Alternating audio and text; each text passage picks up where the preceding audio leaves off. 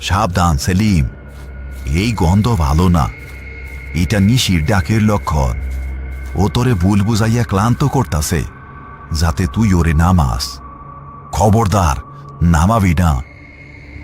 আহ উস্তাদ, আমার দম বন্ধ হইয়া আসতেছে। মনে হইতাছে আমার বুকের হাড় ভাঙা যাইব। আহ আমি আর এক কদম আগাইতে পারবো না উস্তাদ, একটু জিরান দেই। না, খবরদার। আর মাত্র আধা মাইল সহ্য কর সেলিম। আহ না উস্তাদ, আমার জান আগে, আমি আর পারবো না। সেলিম আর পারল না।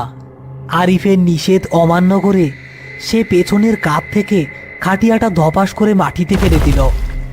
খাটিয়া মাটিতে পড়ার সাথে সাথে চারদিকের ঝিঝি পোকার ডাক বন্ধ হয়ে গেল। এক অদ্ভুত নিস্তব্ধতা নেমে এলো। আরিফও বাধ্য হয়ে সামনের দিকটা নামালো। তুই শেষ করলি সেলিম, তুই আমাকে দুই ডারি শেষ করলি। এখন এই লাশ কেমনে উঠাবি? আহ আহ আহ উস্তাদ, একটু দম নিয়া নেই, মরা তো আর পালায়া যাইব না।